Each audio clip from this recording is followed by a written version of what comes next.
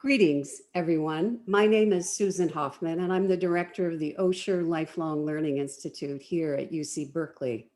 I'd like to welcome you to the fourth presentation in our series called America's Unfinished Work, devoted to presentations, discussions on an examination and eradication of systemic racism with the aim of creating a more humane, just, and equal society.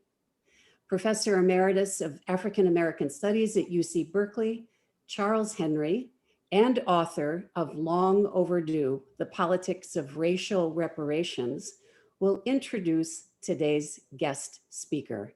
Charles. Thank you, Susan. A month ago tomorrow, Americans witnessed a violent mob storming the United States Capitol. Many Americans were shocked and saddened by this event, but many African Americans were saddened but not shocked, given the long history of racial violence against communities of color in this country. I personally wondered where the SWAT teams were that so quickly appear when there's just a hint of Black protest. In this context, I'm delighted to introduce today's speaker, Dr. Elliott Curry, Professor of Criminology, Law, and Society at UC Irvine. Dr. Curry has taught at 3 UC campuses, Berkeley, where he received his PhD, Santa Cruz, and now Irvine. He is also an affiliate with the School of Justice in the Faculty of Law at Queensland University of Technology in Australia, and has advised the Home Office of Great Britain. He's won numerous awards from the American Society of Criminology and from the National Council on Crime and Delinquency. As a preeminent scholar of crime and the legal system, Dr. Curry is the author of 8 books, all outstanding works on crime, juvenile delinquency, drug abuse, and social policy. His book, Crime and Punishment in America, was a finalist for the Pulitzer Prize. His current book, A Peculiar Indifference, The Neglected Toll of Violence on Black America, was a New York Times Notable Book of the Year, and when it was published this past fall, received many superlative reviews, including one that predicted it would become a classic. Please remember you can ask Dr. Curry questions through the chat room, so please use that. And I am very pleased to welcome Dr. Curry back to Berkeley. Dr. Curry. Thank you. Thank you very much, Charles. Appreciate it. And hey, this is marvelous. What a fantastic bunch of people we got. Thanks to all of you for coming. So as Charles mentioned, I published a book last year called A Peculiar Indifference. And I started that book with an account of a particularly tragic weekend that took place in my hometown of Chicago in the summer of 2018. And I happened to be back in the city at the time. On that weekend, at least 71 people were shot in Chicago. 12 of those people died. And I highlighted that particular weekend because of what it revealed in microcosm about the depth of racial inequalities in violent death and injury in America. All but one of those 12 people who died on that weekend were African American. Nearly all of them came from a handful of neighborhoods in the city where violence had been a terrible presence for just about as long as anybody could remember. And that was just one weekend. There were actually 561 homicides in Chicago that year. And again, they were cruelly concentrated in the city's poorest Black neighborhoods. But here's the really bad news. That was 2018. Last year, in 2020, there were 769 homicides in Chicago, an increase of about 37% over 2018, something that almost never happens. That's a huge increase in the city's homicide rate. The second highest number of violent deaths that the city had seen in its history. July 2020, in fact, was the was the most deadly July in Chicago in 28 years. And this doesn't even count the much larger number of people who were injured by gun violence in Chicago that year, but who survived it, including the 15 people who were shot outside of a funeral home on the south side of Chicago on a Tuesday evening in July.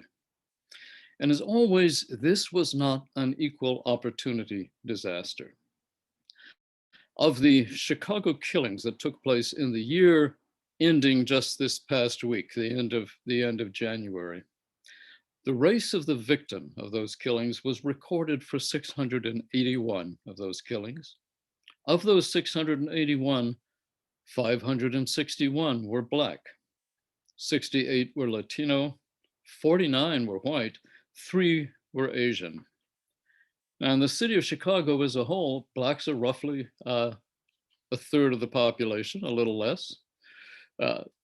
Non-Hispanic whites are roughly the same proportion.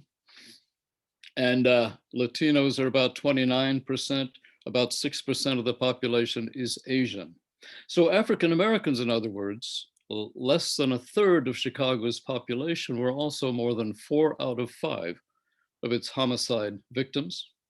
Non-Hispanic whites were also roughly a third of the city population, but they were just 7% of homicide victims in the city. So this violence in Chicago this past year, not for the first time, got a lot of attention from the media. And there was a lot of speculation about what it was about Chicago that gave it these high levels of violence. And I can't tell you how many people asked me, because I came from there, in this sort of accusing way, like, what's wrong with your city? What's wrong with Chicago? But the truth is actually much worse. Not only is my city nowhere close to being the most violent place in the United States, it's also just one of many, many American cities that saw homicide rise, often rise dramatically last year. St. Louis, Missouri, for example, just a stone's throw from Chicago, saw its highest homicide death rate in 50 years last year. On the other side of the state, Kansas City, Missouri, suffered its highest number of violent deaths ever in its entire history. In New Orleans, homicide jumped by 60% in a single year in 2020. Closer to home, in Oakland, the roughly 30% rise in homicide in 2020 brought the city its first triple-digit homicide rate since 2012. And to keep these rises in perspective, it's really important to understand that some of these cities already had some of the highest rates of violent death in the entire world. Of the 50 largest cities on the planet with the highest homicide death rates in the year 2017, 46 of those cities were in the global South, as you might expect. 43 in Latin America and the Caribbean, 3 in Africa.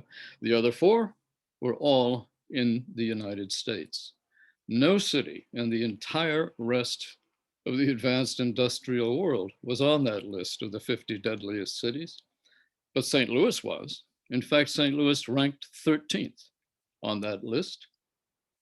Its homicide rate was exceeded by only 12 other cities in the entire world, 6 in Mexico, 4 in Brazil, and 2 in Venezuela. A little farther down the list were 3 other American cities, Baltimore, New Orleans, and Detroit.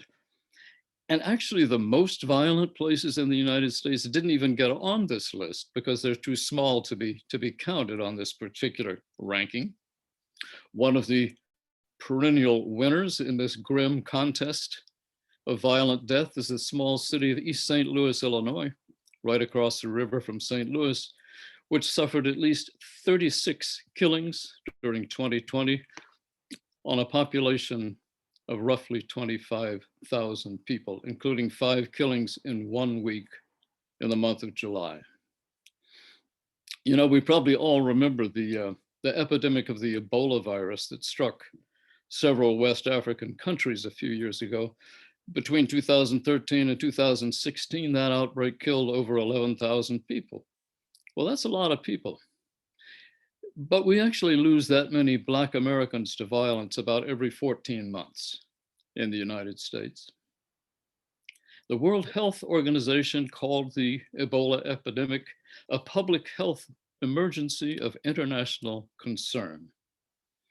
But in response to the far bigger and much longer lasting crisis of violence in African American communities, the response has mainly been to shrug our collective shoulders. The media, again, do cover spectacular explosions of violence like the one that I walked into that summer a couple of years ago in Chicago. But then the attention fades. And we go back as a society to thinking about this everyday racialized violence, if we think about it at all, as part of the natural background noise of urban life, right? For many people, assuming, of course, that they don't live in the communities that are most impacted, it's a problem that happens in bad neighborhoods, neighborhoods that are not theirs. You don't see that kind of complacency in communities like North Lawndale or Inglewood in Chicago or in West Oakland. But the people who live in those places usually have very little voice and even less political influence. And that means that in the world of social policy, this crisis is almost always taken for granted and invariably gets put on the back burner, if in fact it even gets on the stove at all. And so we continue to tolerate one of the most fundamental inequalities imaginable, a radical disparity in the very prospect of survival itself, the chances of life versus death. And we tolerate it despite the fact that no other advanced industrial society even comes close to the level of excess mortality, disability, and racialized suffering that we've come to accept as a natural part of the American landscape. And of course, that disparity doesn't stand alone. It's just one particularly glaring example of the much broader pattern of systemic racial inequalities in health and well-being, a pattern that sets the United States off sharply from every other advanced industrial nation in the world. The high rates of violent death among African Americans go along with higher death rates from diabetes and heart disease and stroke, higher rates of infant and maternal mortality, higher levels of exposure to environmental toxins or contaminated drinking water, and of course, higher rates of death at the hands of police. But unlike Ebola, we haven't officially declared this to be an emergency. Instead, we, and by we, I mean the people outside the hardest hit communities who actually do have the collective power to do something about these disparities, we, for the most part, have responded with a peculiar indifference. And I took that phrase for the book's title from W.E.B. Du Bois, from his classic study called The Philadelphia Negro, which was published just at the end of the 19th century. And he was writing about the mostly unaddressed health problems of Black communities in Philadelphia and across the country. And he said, there have been few other cases in the history of civilized peoples where human suffering has been viewed with such peculiar indifference. He wrote those words in 1899. Over 120 years later, we are still peculiarly indifferent. So my book was designed to try to shake that indifference, at least a little.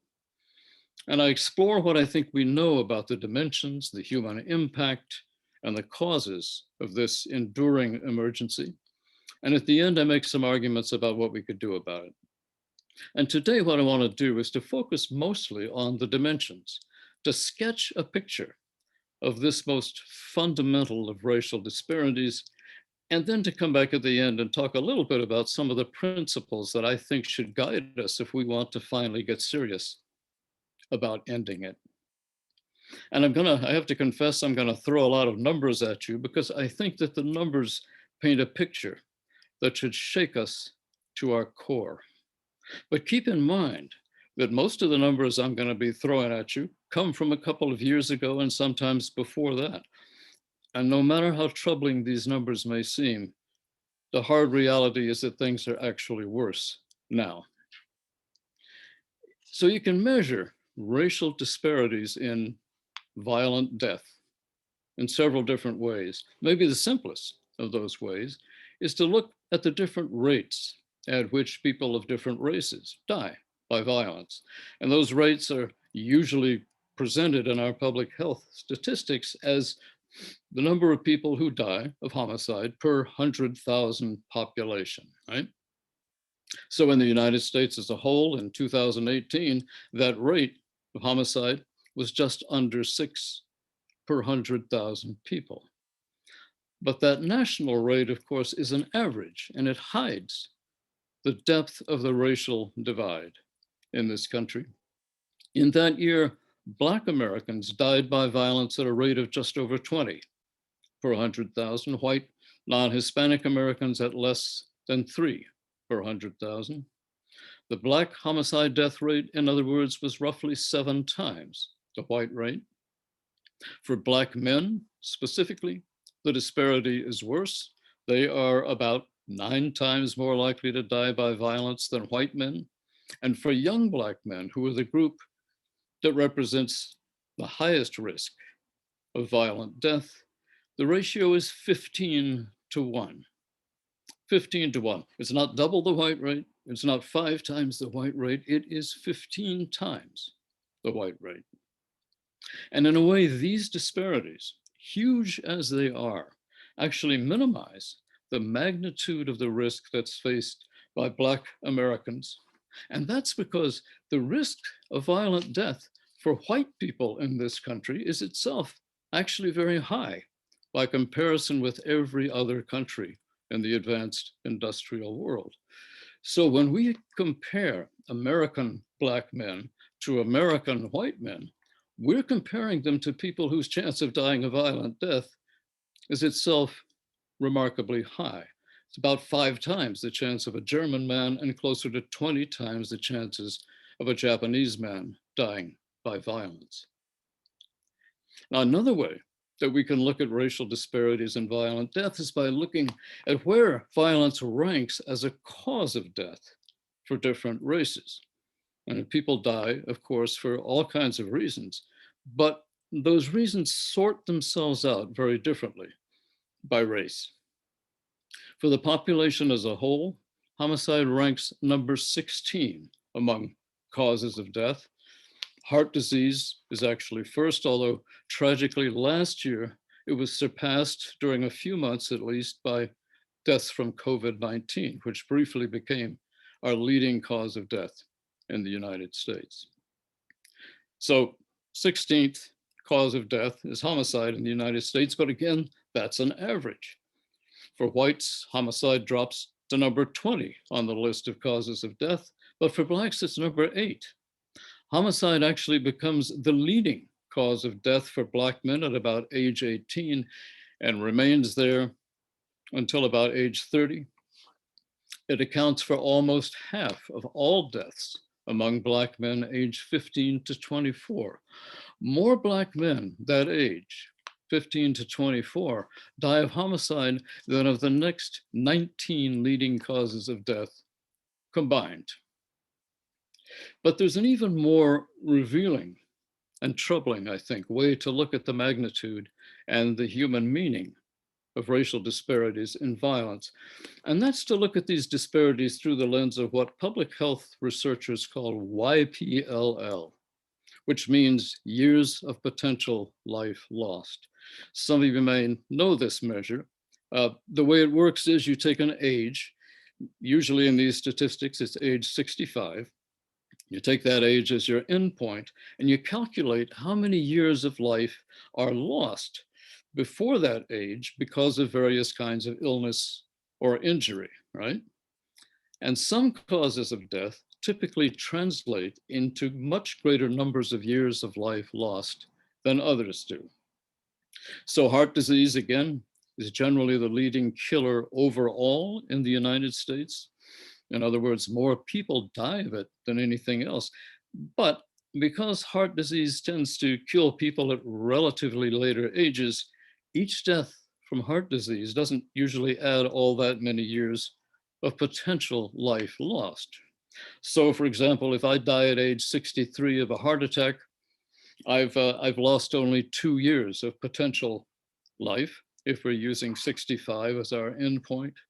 If I die in a car accident at age 15, I've lost 50 years of potential life. Okay, so the result of this is that even though more people die of heart disease than anything else, the biggest source of YPLL, of years of potential life lost in the United States, is actually what's called unintentional injuries, which includes car accidents and also, for example, drug overdoses. Because each one of those deaths generally takes place at an earlier age and therefore adds more to the total of lost years. Now, this becomes very, very relevant in understanding the human toll of violence specifically, because like unintentional injuries, intentional injuries, violent injuries, most often kill people at a relatively young age, often a tragically young age.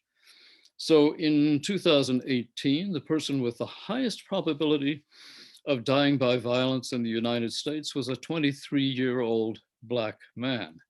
Well, every time a young man that age dies, it means the loss of 42 years of potential life, okay?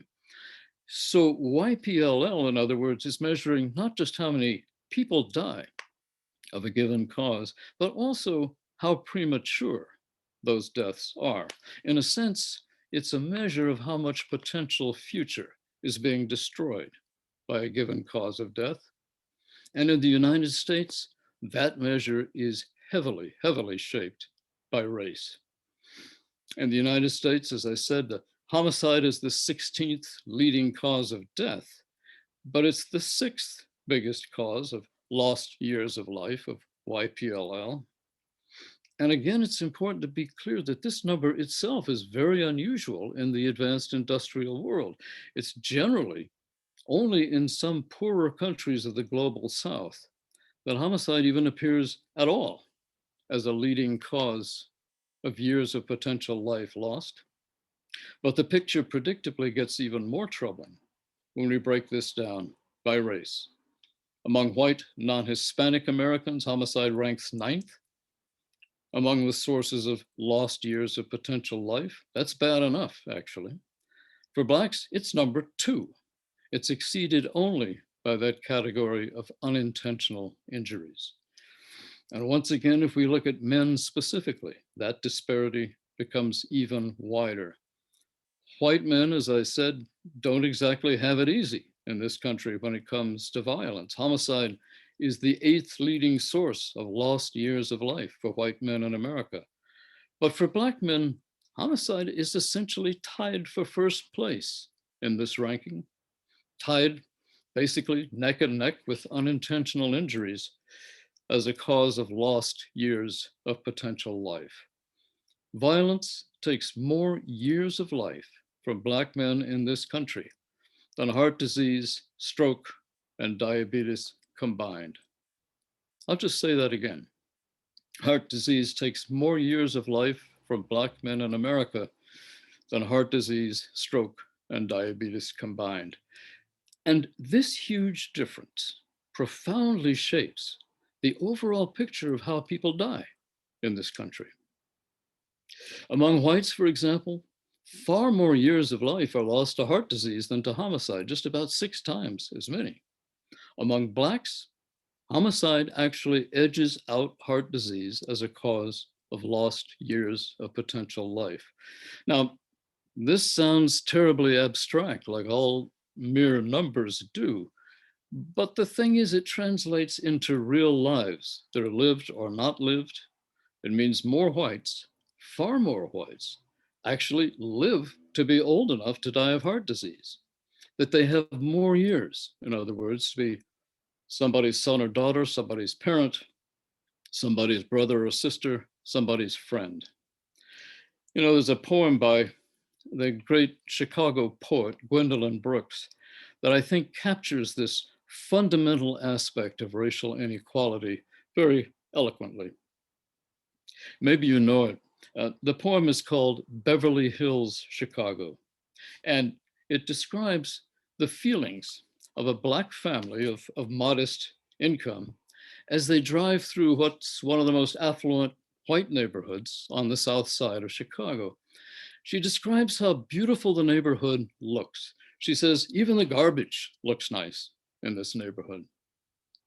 And she acknowledges that even these affluent people have troubles, and that like everyone else, they're going to die at some point. And she writes, nobody is saying that these people do not ultimately cease to be, and sometimes their passings are even more painful than ours. It is just that so often they live till their hair is white. So often they live till their hair is white. Well, there are a lot of reasons why white Americans more often live till their hair is white, and their relative freedom from violence is one of those reasons. There's some recent research, by the way, that shows that this racial disparity and years of potential life lost applies to police violence as well, showing that Black Americans lose years of lives at the hands of police at about 3 times the rates that whites do.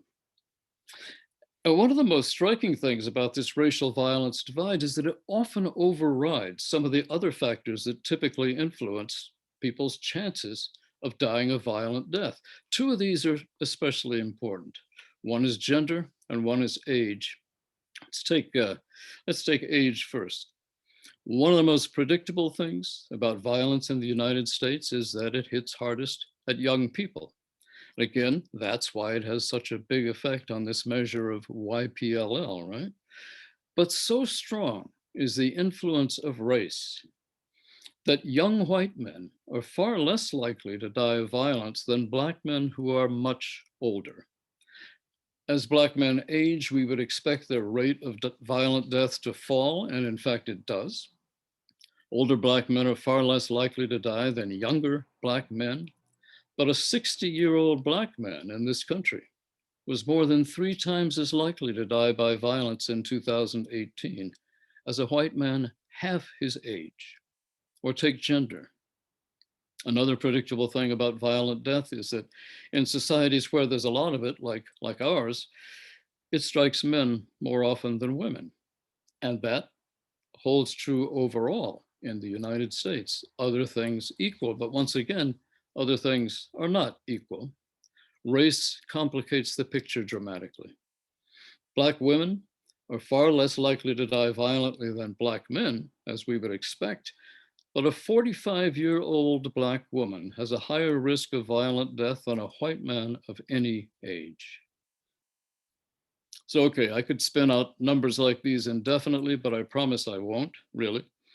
My point is that I think these numbers should shock us, because what they describe is a truly profound and terribly destructive kind of inequality that I think amounts to a fundamental violation of basic principles of social justice. And in fact, I think it's not too much to say that it represents a violation of fundamental human rights.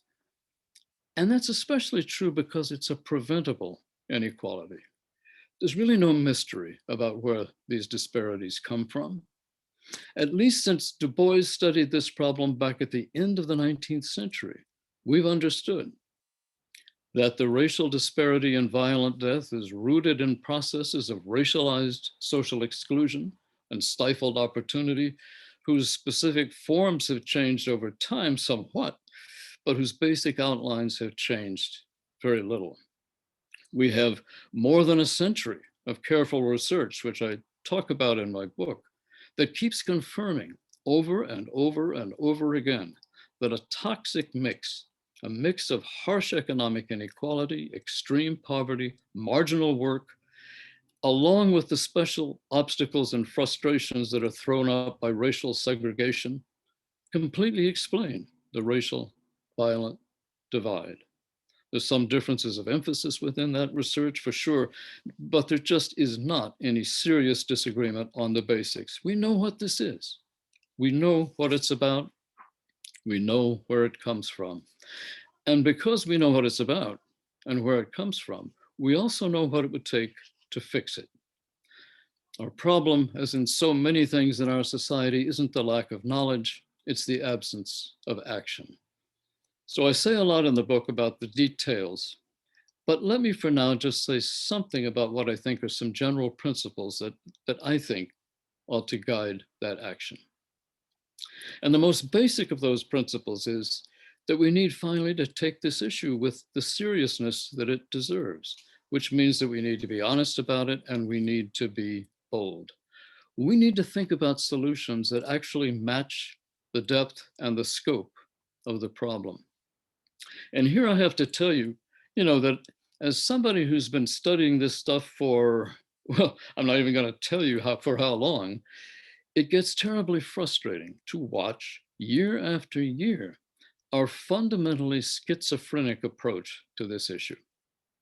Because on the one hand, we understand, at least those of us who are paying attention understand, that the roots of racial disparities and violence, again, are structural, they're systemic.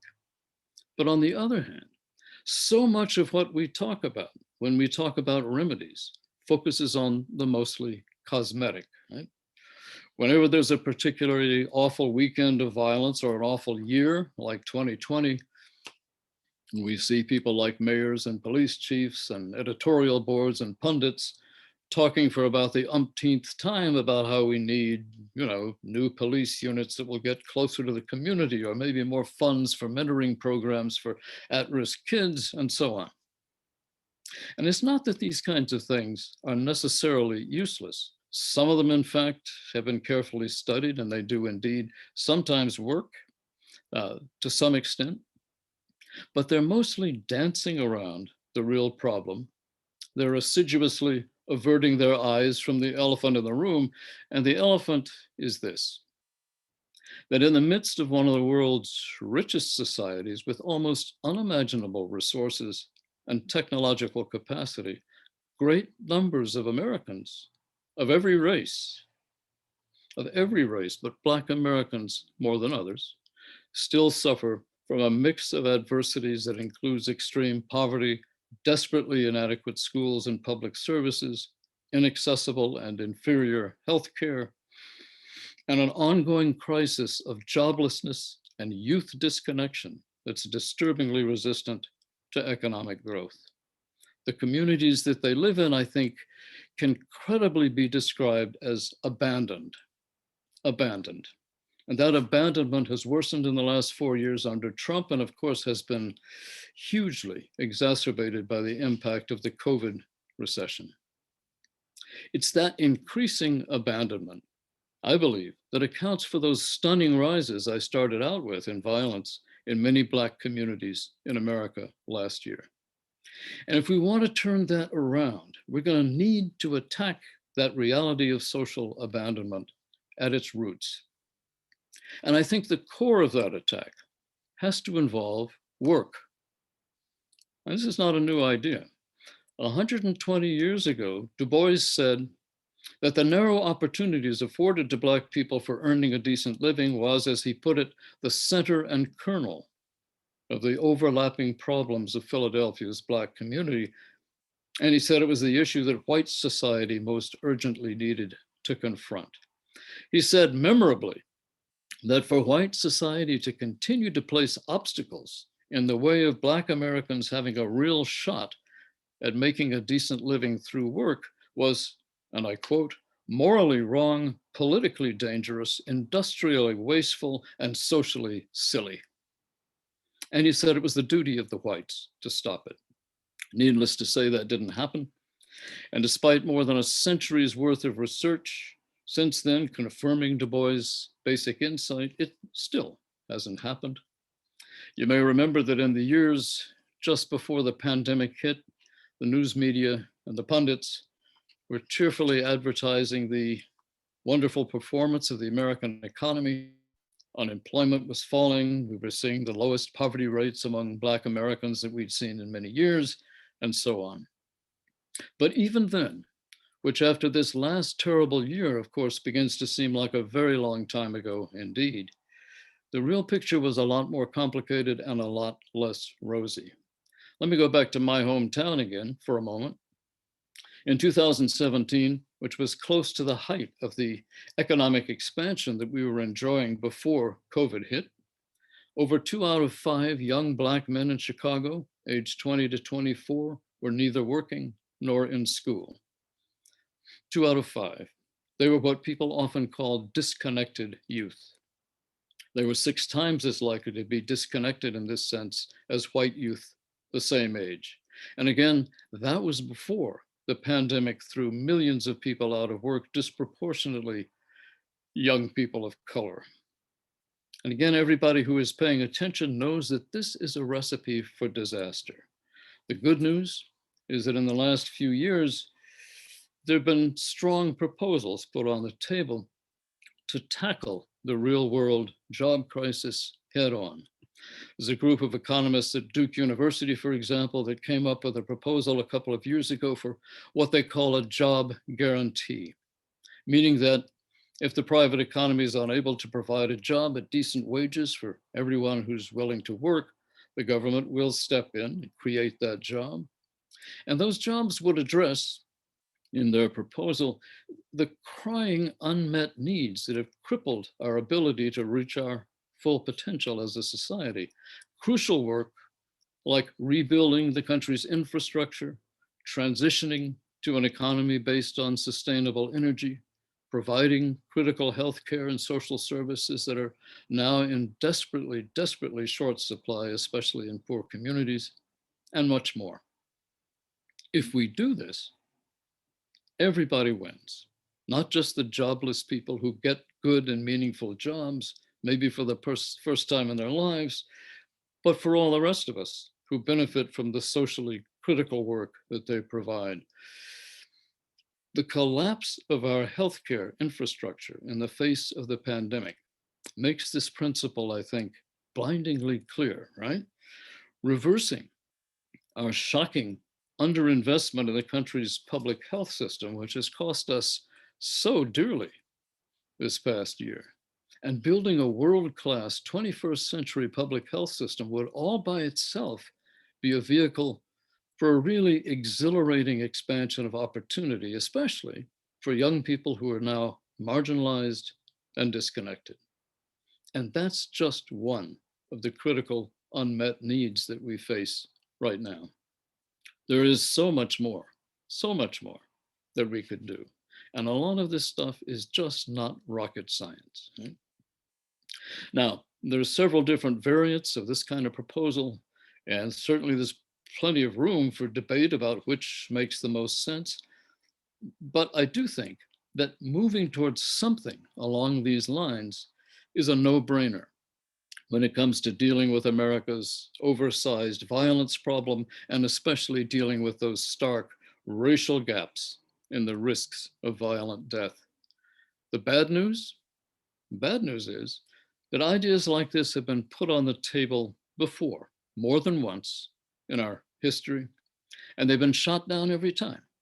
They've been shot down by political timidity, by entrenched resistance, and by our peculiar indifference to the lives of those who are ultimately the victims of our massive failure to invest in our basic public institutions.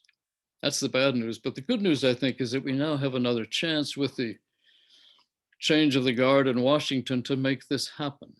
And that a majority of the people in this country say that they support this kind of proposal to put everyone to useful work. This now may be, finally, the time that it happens. Now, there's some other things we clearly need to do as well. I talk about a lot of these in my book. I'll just mention them here, and maybe we can come back and talk about them a little later. One of them, obviously, is to pass meaningful gun legislation at the national level.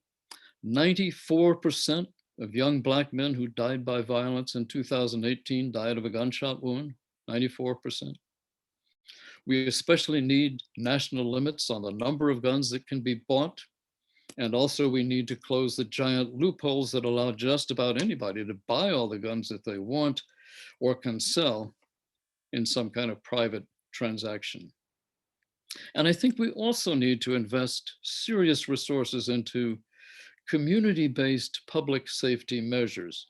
One example that I like a lot is the peacemaking work by former gang members that's had inspiring results in a number of places, including here in California in Los Angeles. So again, there's plenty of room for useful argument, I think, about the specifics and about the priorities. But the thought I want to leave you with is that simply it cannot be morally or socially tolerable in a country with our resources to allow the levels of needless death and suffering that these cold numbers I've given you represent to continue year after year, decade after decade, generation after generation.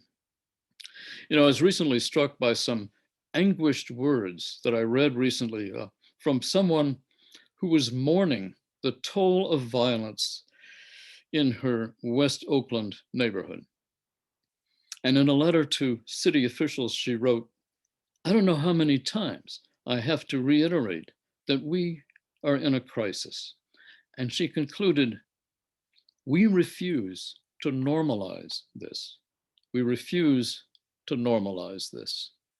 Well, I think we should all refuse to normalize this. It remains normalized now for a lot of reasons. The fact that poor Americans of all races are increasingly regarded as economically dispensable. The fact that the communities that suffer the violence the most are those with the least voice in the political arena. The spread of a punishing and depriving culture that has stressed and damaged American communities of every race, but has assaulted African American communities with special ferocity. We need to take ownership of this long-standing emergency and to call it out for what it is. We need to acknowledge that the racial violence divide, like other enduring racial disparities in health and well-being, is not a natural fact of life. It's not the result of abstract economic or technological forces.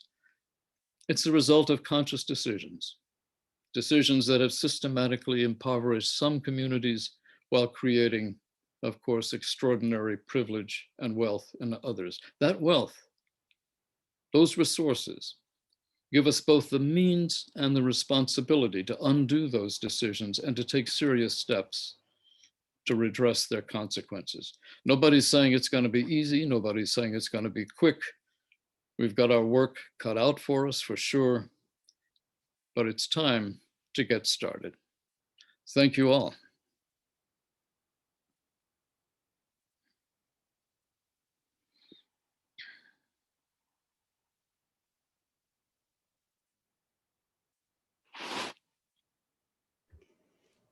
Charles, why don't, could you perhaps ask the first question? Yes, I would be delighted to. Thank you for that talk, Dr. Curry. You were beginning to get towards an answer towards this question at the end of your remarks, but I'd like to hear a little bit more about the extraordinary availability of guns in this country and gun ownership, and apparently including members of the House of Representatives carrying guns now. In terms of the US being an outlier among developed countries, you mentioned the extraordinary level of violence even among white Americans. To what extent is that linked to guns in comparison to other developed countries? Well, of course, that's a good question, Charles. Thank you for that. Yeah, it's a huge part of the problem. There's absolutely no question that, you know, if you look at some of these numbers, they become even worse if we look at gun violence in particular. And as you suggest, when you look at violent deaths by guns across the world, we actually account for the lion's share of those deaths, particularly among wealthy countries. Other countries simply don't have this to the same extent. So obviously, yeah, strong gun policies are an absolute necessity, but I think it's important to realize a couple of things. One is that some of those policies are probably more important than others. We sometimes get caught up in things which may not have nearly as much to do with this kind of everyday violence. as people sometimes think. That's true, for example, of banning assault weapons. Um, Certainly those are a part of the problem, but it turns out that both in the past and quite recently, most of the homicides we're talking about and the injuries from gun violence come from plain old everyday handguns, which are much easier for people to buy, much less expensive, much more easy to carry and conceal. So cracking down on those is tremendously important.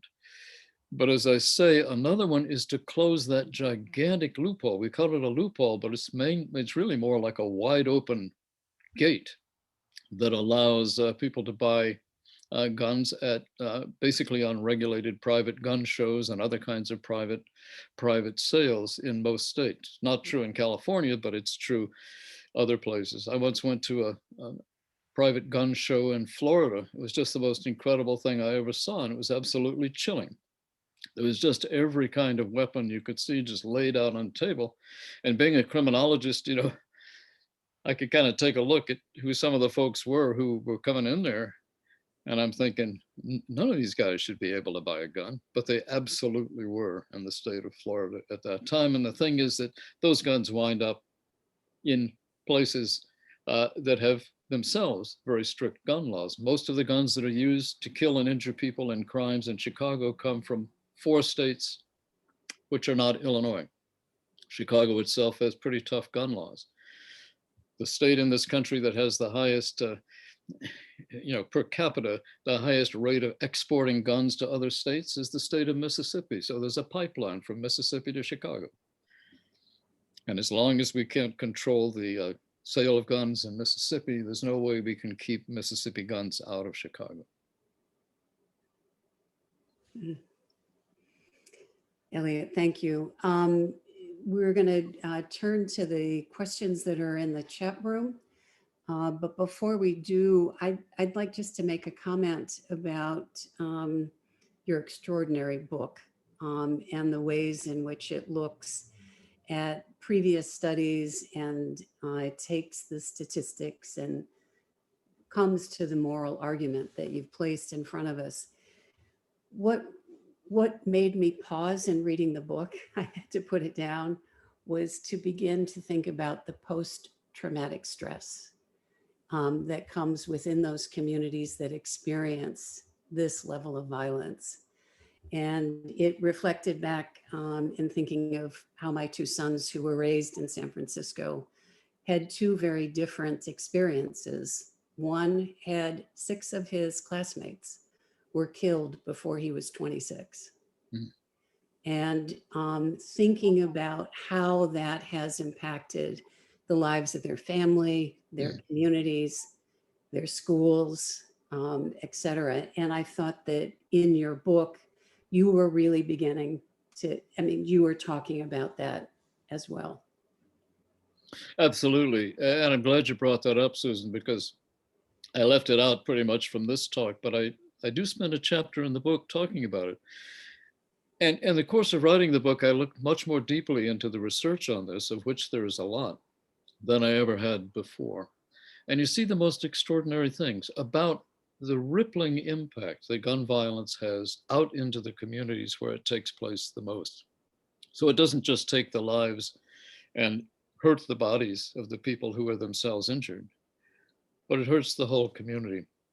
And some of the ways in which it does that are really striking. For example, one of the studies that I found the most arresting was one, again from Chicago, that showed that kids who live, within a couple of blocks of where a homicide took place in the past week, when they are assessed on standard tests in the Chicago public school system, they do worse than other kids who are not exposed to violence. And the authors of this research say, you know what, the thing about this is not only are we looking at a kind of post-traumatic stress, but we're looking at a kind of stress that actually then affects their academic performance, which can affect the rest of their lives, right? Mm. Right. But that's just the tip of the iceberg.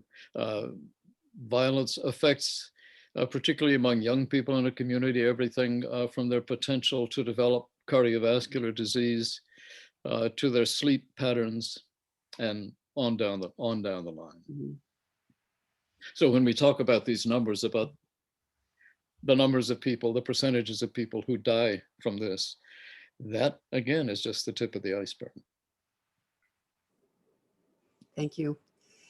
In the chat room, there's been an exchange about gun violence, which thank you, for addressing that, and the questions around racial disparity in crime rates and homicide rates within the communities. I'd like to go to Brian Murphy's question, which is, at the order of magnitude required to address these disparities, the outlay of federal funds would in turn require a social agreement that we all need to pay for it, all of us. Could you comment on how to build that consensus? Well, that of course is a very good question. It's kind of, I think, the biggest of all when we think about moving forward. And I'll say a few things about it. I think we know where the money can come from, right? Come from several places. One, it can come from the fact that, as we've discovered, and I don't know about you all, but I find this really remarkable to discover over the course of really beginning back in 2008, when we bailed out the American economy, because where we suddenly found $1 trillion or $2. Now we're finding it for more constructive purposes in some ways around the COVID recession. It turns out to be there. And we're a society where whenever anybody talks about doing something like guaranteeing work for people or creating community public healthcare clinics, everybody says, where's the money going to come from? Well, you know what? We've got it. We actually have it. And when we talk about where's the money going to come from, I think, and this gets to Charles's work, and he can say much more about this than me, we have to ask the question first, where did America's wealth come from in the first place? Rather than saying, where's the money going to come from to do things that are going to improve the conditions of life in African-American communities, ask where the money came from in the first place. And that begins to get us into talk about the necessity of reparations. Right? But the bigger question, which I think Brian is touching on, is, okay, those of us who are progressive believe that. Probably not everybody does right now. What do we then do? And one thing I would say about this is that, particularly when it comes to things like a job guarantee, just as with things like Medicare for all, the support of the American population is already pretty strong for these things. For as long as I can remember, for example, the American public has supported the idea that if people can't get a job through the private sector, the federal government should provide them with one. It's kind of a little known fact, but it's really true. I think folks are ready for this. I think what needs to happen is to shed the timidity, on the part of folks in Washington and really come out strong on this. And I think it's encouraging that some people have done that. Some of the progressive people in both houses of Congress have done it. You hear, I think, a much more sensitivity, even within the Biden administration itself, towards this kind of response to our problems. And I think I would just say one final thing about it, which is that, once again, I think the experience of the COVID epidemic and the associated recession may have really changed a lot of people's minds about this, because we see what happens when we don't invest in our public institutions. And we see how we can, in fact, without, suddenly turning into Albania or something, we see that we can find money to do things, and that when we do invest public money, we make good things happen for everyone in the society. This, I think I have some kind of genetic defect that makes me congenitally optimistic about these things. But I have this feeling that we may be at a moment when we can seriously put these things on the table with some chance of success. And once again, the question is, can we provide our leaders with the spine to really pursue these things? Thank you, Elliot. Charles, do you want to say anything related to the reparations strategy? Only that there is a law school forum next week, and there is a panel on reparations. It's Tuesday or Wednesday. I'm speaking on it, but several other people who are involved on reparations are. And it's online, and if people are interested in that issue, it should be a very interesting and enlightening discussion at Berkeley Law next week. So I'm sure you can find the details on that on Berkeley website. Right. Thank you, Charles. We can look for that too, so that we can let people know about it through the OLLI communications. There are quite a few comments in the chat room, which Elliot, we will share with you. I very much appreciating the clarity, of your presentation. I think that there's been a suggestion by Dawn that we should perhaps think of a poverty position, a poverty czar in the cabinet, so that we really begin to deal with the questions of inequity. I think can you say a word about how your excellent remedies in the book can be achieved so long as we lack a moral economy? And I think you've been addressing that. The national budget, when you think about the military spending, your argument, the money is there. The other question that I'm looking at,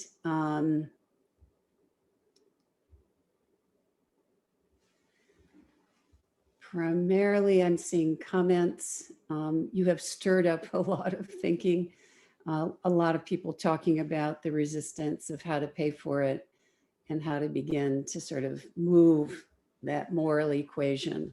Mhm. And I am thinking, Sherry Hansen's comment that we're talking about multi-generational trauma. And I think, with the reparations, we're talking about not only reparations as a strategy, but we're talking about a bigger investment in our people overall, which I think is clearly where you've brought us to, Elliot.